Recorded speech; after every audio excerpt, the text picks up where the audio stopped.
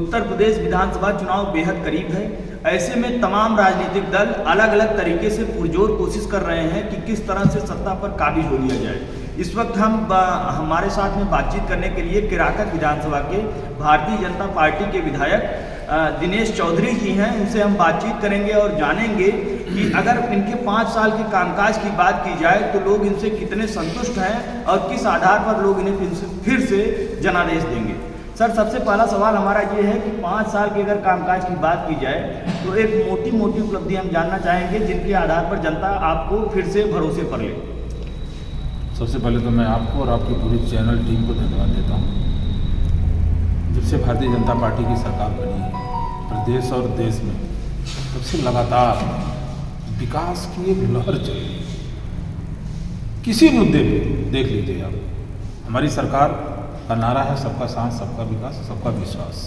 इसी के तहत काम कर रही है, जात पात से बहुत ऊपर उठकर। और पार्टियां एक विशेष समुदाय से घिरी हुई है जो बाहर नहीं निकल पा रही है, लेकिन भारतीय जनता पार्टी जात पात से बहुत ऊपर उठकर काम कर रही है।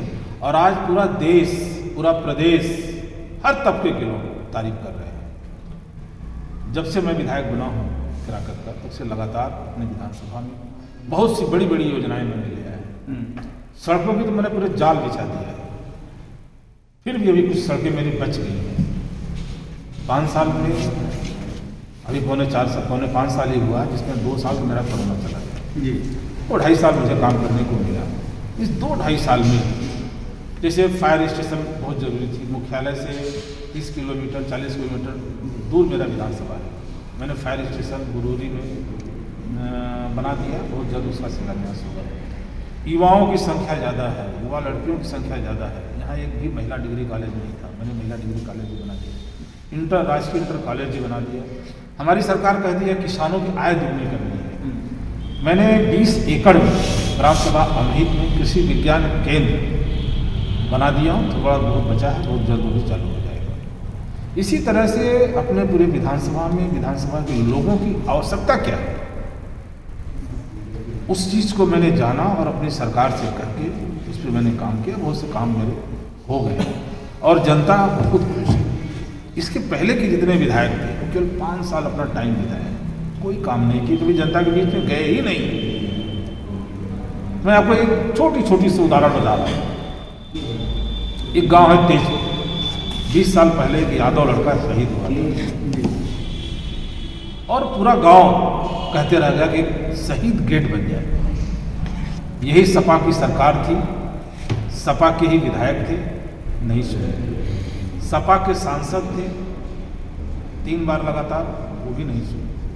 लेकिन जब भारतीय जनता पार्टी की सरकार बनी, पहले तो यादव लोग आने में खिचखिचाते थे कि भाजपा के विधायक करेंगे कि नहीं करेंगे, करेंगे कि नहीं करेंगे। लेकिन मेरे पास आए, मैंने जाना, 2 महीने का बच्चा था, उसी समय वो आदमी शहीद हो गया। और वो धन्य है वो माँ जो 2 महीने बच्चे के भरोसे अपनी पूरी लाइफ बिता दी। मेरे पास जब बात आई, मैं तो बोला भाई तो इसके लिए शहीद हुआ, इसमें तो राजनीति नहीं करनी चाहिए, इसमें ही राजनीति क्यों किया गया। जब मैं जाना कि लड़का शहीद हुआ है, मैं शहीद गेट बना रहा हूँ, बहुत जल्द उसका उद्घाटन करने जा रहा हूँ। इसी तरह एक चंद्रजीत यादव है, कहा जाता है कि यादव सपाई, वो सपा को ही वोट करते हैं जी। लेकिन न तो मेरी पार्टी एक जात विशेष वर्ग पर काम करती है, सबका काम करती है। पहलवान है चंद्रजीत यादव, ये नहीं जाते, वो भी 20 साल से अखाड़ा के लिए कहते रह गए। जिनको वोट दिए थे उनसे कहते रह गए, कभी किसी ने सुना नहीं, चाहे सांसद हो चाहे विधायक। मेरे पास आए, उनकी जो योजना थी, क्योंकि मेरे विधानसभा में युवाओं की संख्या ज़्यादा है, मैं भी चाहता हूँ कि मेरे विधानसभा के लोग आगे बढ़ें, हमारी सरकार भी यही कहती है। सर, अगर युवाओं की बात हो रही है तो युवाओं के मुद्दे पर ही बात कर लिया जाए। कहीं न कहीं देखा जाए तो युवाओं का पलायन एक बड़ा मुद्दा है। आपके ही विधानसभा क्षेत्र केराकत की मैं बात कर रहा हूँ, यहाँ से भी तमाम युवा महानगरों की तरफ पलायन कर जाते हैं 10 से 15 हज़ार रुपये की नौकरी के लिए। ऐसे में अगर मान लीजिए भविष्य में फिर से योगी सरकार बनती है, आप फिर से यहाँ के विधायक बनते हैं, आपको कोई बड़ी जिम्मेदारी दी जाती है, सपोज दैट मंत्री पद दिया जाता है, तो युवाओं का पलायन रोकने के लिए और इंडस्ट्रीज को डेवलप करने के लिए आप किस तरह से केराकत विधानसभा में कामकाज करेंगे? अभी मैं आपसे कह रहा था चंद्रजीत यादव पहलवान के बारे में। जी।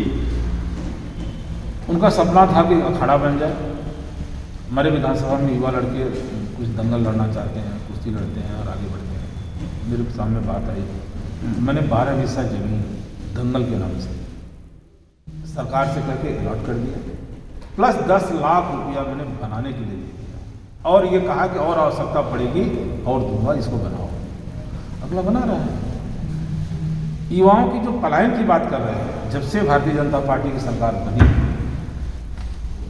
उसके बाद से पलायन रुक गया। मैंने एक ITI का भी प्रपोजल रखा है सरकार के पास, जमीन भी मैंने अलॉट कर दिया 3 एकड़।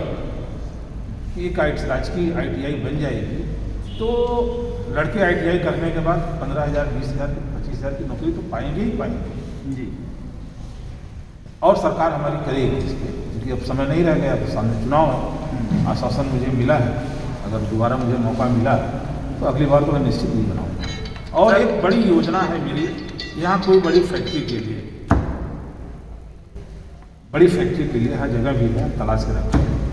और जैसे कि अन्य प्रदेशों से लोग आ रहे हैं यूपी में, अभी इन्वेस्ट कर रहे हैं, उस तहत एक बड़ी फैक्ट्री के भी चक्कर में हूँ। तो अगर ये बड़ी फैक्ट्री बन जाएगी तो यहाँ के युवाओं को कहीं जाने की जरूरत नहीं है। जैसे अभी माननीय मोदी जी आ रहे हैं 23 तारीख को, अमूल का फैक्ट्री डालने के लिए 500 करोड़ से बनने जा रहा है। ये योजना अभी गुजरात में थी, अभी करीब 15 जिले में 15 जगह अमूल की फैक्ट्री बनाने जा रहे हैं। अब 2 गाय है, 2 भैंस है, 3 गाय है, जो भी दूध होगा उस दूध को उनके घर से लेंगे, 15 दिन के अंदर उनके खाते में पैसा चला जाएगा। 1 साल बाद उसकी जो प्रॉफिट होगी फिर वो प्रॉफिट उन्हीं लोगों के बीच में बांटा जाएगा। इतनी अच्छी योजना सरकार हमारी आ रही है, कहाँ से बेरोजगारी रहेगी? हर कोई चाहेगा कि 2 गाय, 3 गाय, 4 गाय रख लें। हमको जब घर बैठे देना है, कहीं जाना भी नहीं है दूध लेके, वो आएंगे दूध लेके जाएंगे, 15 दिन के अंदर खाते में पैसा डाल देंगे और फिर जब प्रॉफिट होगी उस प्रॉफिट को भी मुझे मिलेगा। इससे बड़ी योजना तो नहीं और कहीं हमारे समझ में आ रहा है। जी सर, एक चीज़ ये बताइए, जैसे मान लीजिए किराकत विधानसभा की अगर बात की जाए, यहाँ पर मैं पब्लिक ओपिनियन कर रहा हूँ, तमाम लोगों से मेरी बात हुई, लोगों में आपकी लोकप्रियता भी है। मुसलमानों को जहाँ भारतीय जनता पार्टी अगर देखा जाए तो एक मतलब बड़ा मुस्लिम वर्ग, लगभग लोगों का नज़रिया वही होता है कि मुसलमानों को भारतीय जनता पार्टी द्वितीय दर्जे का नागरिक समझती है। लेकिन इसके बावजूद भी मुसलमानों में आपकी बड़ी लोकप्रियता है। उसके पीछे की हम वजह जानना चाहेंगे कि मुसलमानों में बीजेपी का विधायक होने के बावजूद भी आप उनमें लोकप्रिय हैं।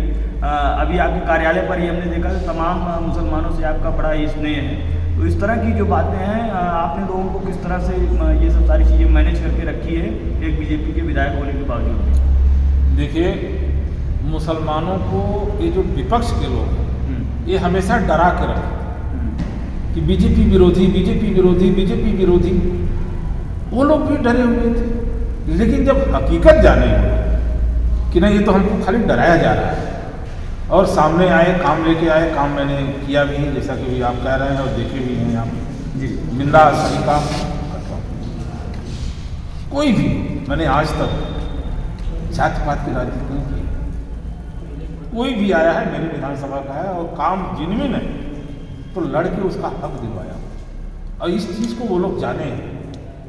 इसके पहले केवल वोट देते थे वो सपा को, बसपा को, जो भी थे, लेकिन अब जब जाने कि नहीं विधायक काम कर रहे हैं इसलिए हमारे तरफ वो आए। और बोरका पहन जो इधर की महिलाएं, अभी कभी आप कहीं नहीं सुने होंगे कि बोरका पहन के भाजपा का पट्टा कोई पहना जी, वो लोग अपने मन से उत्साहित हो कि नहीं मुझे बीजेपी के साथ रहना है, मुझे दिनेश चौधरी के साथ रहना है और खुल के सामने आए और रहेंगे साथ में। ये भी बता दें, भाजपा का झंडा कोई नहीं लगाता है, लेकिन आज अब घर घर में झंडा लग रहा है और लगा रहे हैं, बड़े उत्साह के साथ लगा रहे हैं। इसीलिए सपा बसवाले और फड़फड़ा रहे हैं कि हमारे घर भी तो सेब लगा है और वो कहते हैं कि जो मेरा काम करेगा मैं उसके साथ।